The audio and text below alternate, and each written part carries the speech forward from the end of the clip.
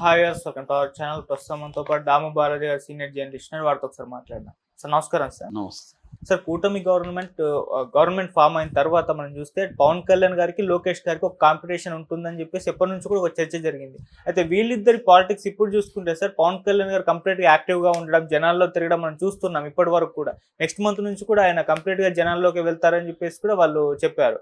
అటు లోకేష్ గారు చూసుకుంటే జనాల్లోకి రావడం చాలా అరుదుగా వచ్చారు, మళ్ళీ ఎక్కువ సోషల్ మీడియా ద్వారానే హ్యాండిల్ చేయడం చూస్తున్నాం. అంటే ఏంటి వీళ్ళ స్ట్రాటజీలు, ఇటు పవన్ కళ్యాణ్ స్ట్రాటజీ లేకుంటే కూటమి స్ట్రాటజీ ఏంటి, ఎటువంటి పాలిటిక్స్ వీళ్ళు అంటే ఎటువంటి వ్యూహాలు వీళ్ళు పన్నుతున్నారు, మీరేం చెప్తారు సార్ వీటిపైన? పవన్ కళ్యాణ్ నిన్న గాలివీడికి వెళ్ళాడు అన్నమయ్య జిల్లాలో. అక్కడ ఎంపీడీఓ జవహర్ రెడ్డి అనే వ్యక్తిని, అక్కడ సుదర్శన్ రెడ్డి అనే వైసీపీ నాయకుడు కొట్టాడని, ఆయన గతంలో ఎంపీపీగా పనిచేస్తాడు, ఇప్పుడు ఎంపీపీ కొడుకు.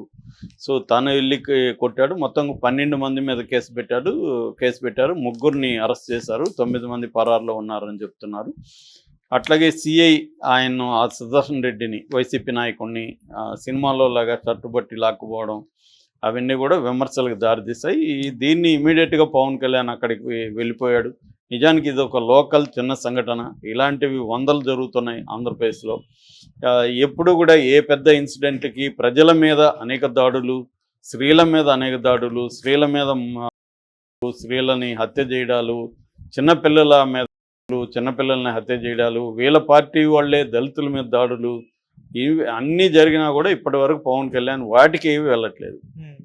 అయితే ఇక్కడ చర్చ ఏమి వచ్చిందంటే పవన్ కళ్యాణ్ ఈ కూటమిలో తెలివిగా తనని తాను ఫోకస్ చేసుకోవడానికి, తను ఒక రెబల్గా, తను ఒక రెవల్యూషనరీగా, తను ఒక ప్రతిపక్ష నాయకుడిగా ప్రొజెక్ట్ చేసుకోవడానికి ప్రయత్నిస్తున్నాడు.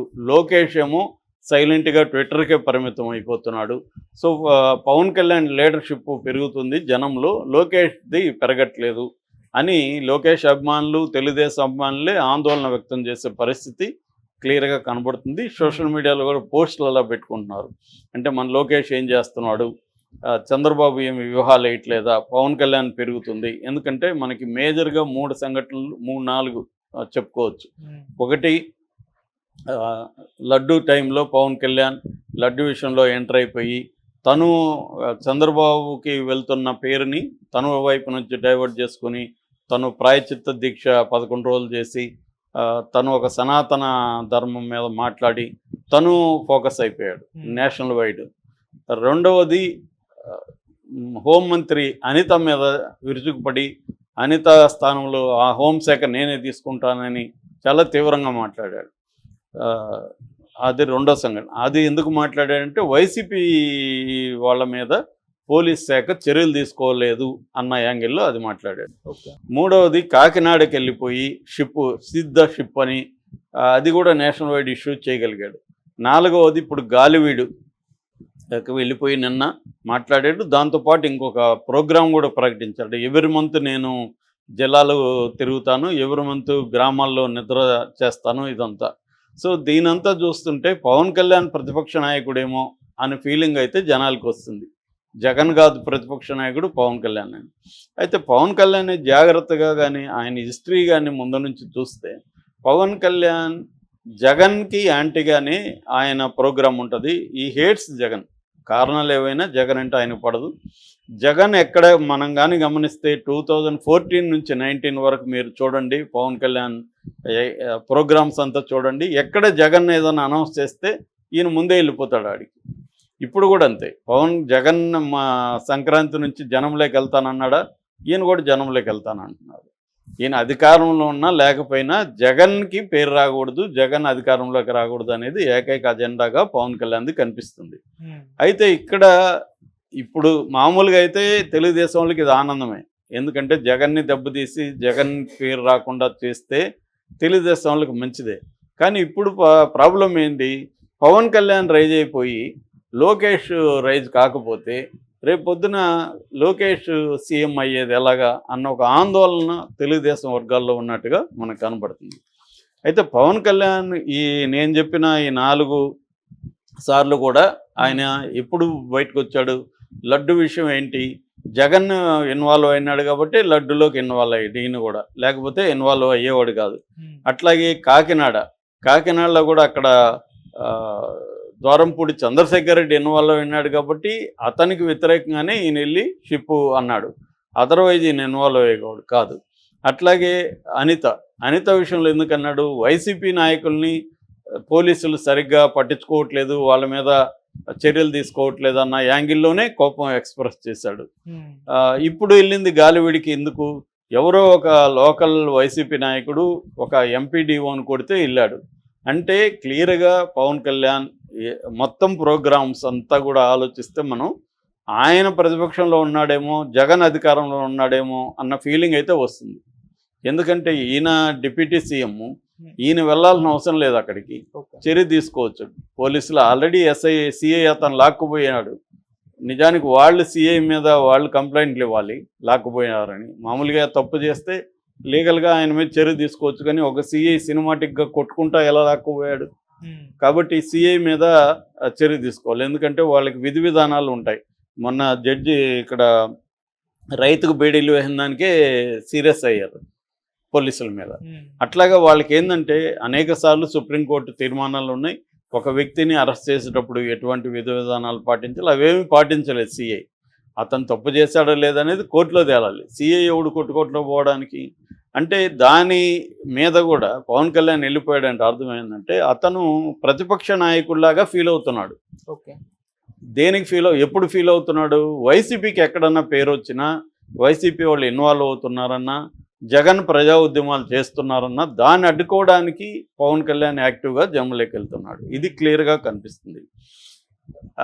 అయితే దీనివల్ల లోకేష్కి చిన్న గీత అయిపోతుంది. ఎందుకంటే ఇక్కడ జగన్ ఎదుర్కొనేది ఏకైక నాయకుడు పవన్ కళ్యాణే అన్న ఫీలింగ్ వస్తుంది. ఈ లోకేష్కేమో అది లేదు. లోకేష్ ఇప్పటివరకు ఎవరు రాశారు, 4 సార్లు వాళ్ళు తెలుగుదేశం వాళ్ళే రాశారు. లోకేష్ 4 సార్లు విదేశాలకు వెళ్ళాడు, ఒక్కసారి మాత్రమే అఫ్సీల్కి వెళ్ళాడు, మిగతా 3 సార్లు అనఫ్సీల్కి వెళ్ళాడు.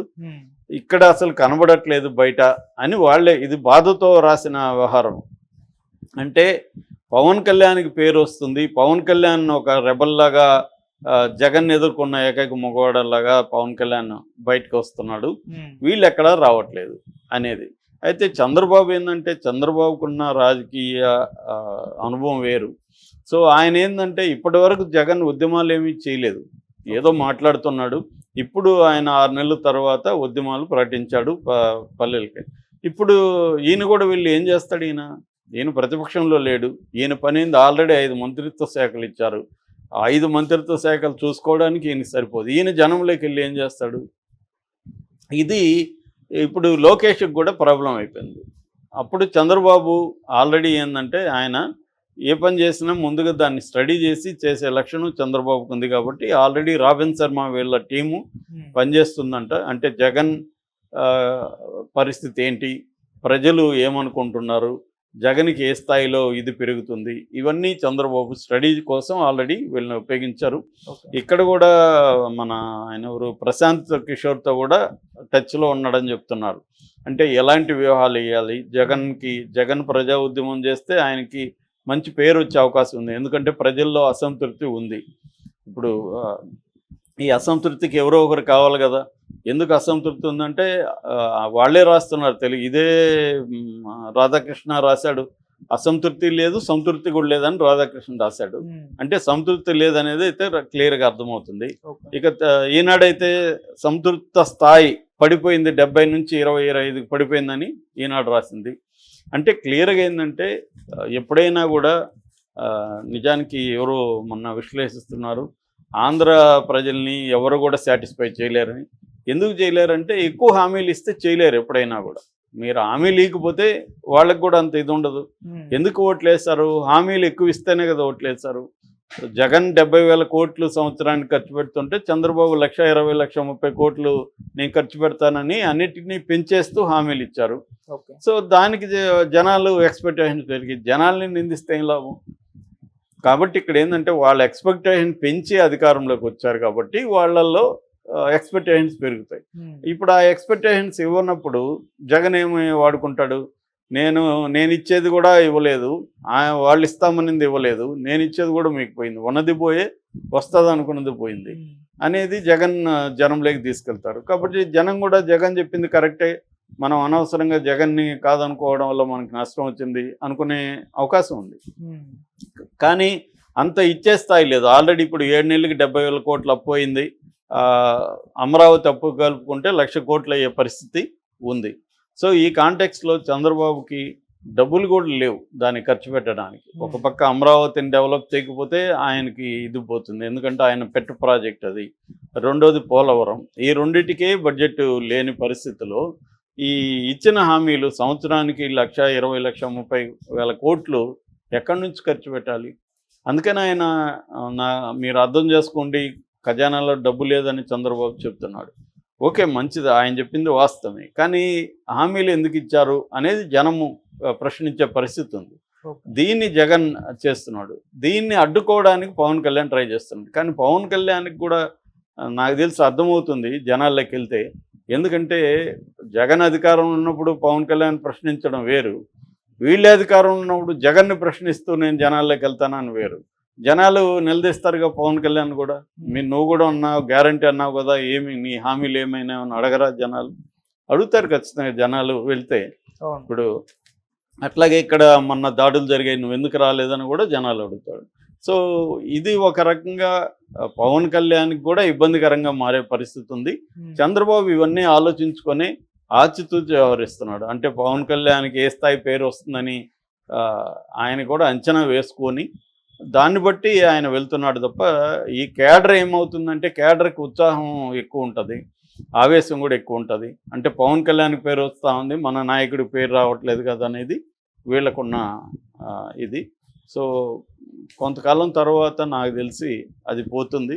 కొంత స్టడీ చేస్తున్నాడు ఆల్రెడీ చంద్రబాబు. స్టడీ చేసిన దాన్ని బట్టి నాకు తెలిసి మెల్లమెల్లగా ఒక్కొక్క పథకాన్ని టైంను బట్టి అమలు చేసుకుంటూ వస్తాడు చంద్రబాబు ఖచ్చితంగా. సో అప్పుడు ప్రజా వ్యతిరేకత అనేది ఎలా తగ్గించుకోవాలనేది చంద్రబాబు ఆల్రెడీ స్టడీ అనేది మొదలుపెట్టాడు. దీన్ని ఎలా మనకు ఉపయోగించుకోవాలి, అట్లాగే వైసీపీని రానియకుండా ఎలా చెయ్యాలి, వైసీపీ ప్లేస్లోకి నేను ఎలా వెళ్ళాలి అనేది పవన్ కళ్యాణ్కి. వీళ్ళందరికీ కూడా ఏంటంటే రాజకీయ ప్రయోజనాలే. జగన్కైనా పవన్ కళ్యాణ్కైనా చంద్రబాబుకైనా రాజకీయ ప్రయోజనాలే ఇంపార్టెంట్. కాబట్టి జగన్ని రానియకుండా చూస్తే ఆ ప్లేస్లో మనం ఎదగచ్చు అనేది పవన్ కళ్యాణ్కి ఉండే స్ట్రాటజీ. ఈవెన్ కేంద్రం కూడా దీన్ని క్లోజ్గా అబ్జర్వ్ చేస్తుందని చెప్తున్నారు. కేంద్రం కూడా ఏంటంటే ఎవరు వీక్ అయితే ఆ ప్లేస్లోకి బీజేపీ బలపడాలి. ఆంధ్రప్రదేశ్లో ఏంటంటే బీజేపీ అంటే నథింగ్ బట్ పవన్ కళ్యాణే. పవన్ కళ్యాణ్ లేకుండా బీజేపీ ఉండదు, బీజేపీ లేకుండా పవన్ కళ్యాణ్ లేడు. వాళ్ళిద్దరికి ఆ స్థాయి అవినాభావ సంబంధం ఉంది. ఎందుకంటే పవన్ కళ్యాణ్ని సీఎం చేసైనా అక్కడ బీజేపీ అధికారంలోకి రావాలనేది లాంగ్ టర్మ్ ప్లాన్. సో ఇందులో ఎవరు బలహీనపడితే, అంటే అది ఓపెన్గా ఇంతకుముందు కూడా చెప్పారు, తెలుగుదేశం బలహీనపడినా జగన్ బలహీనపడినా ఆ ప్లేస్లోకి మేము వస్తామని. ఇప్పుడు అది ట్రై చేస్తున్నారు. Thank you so much.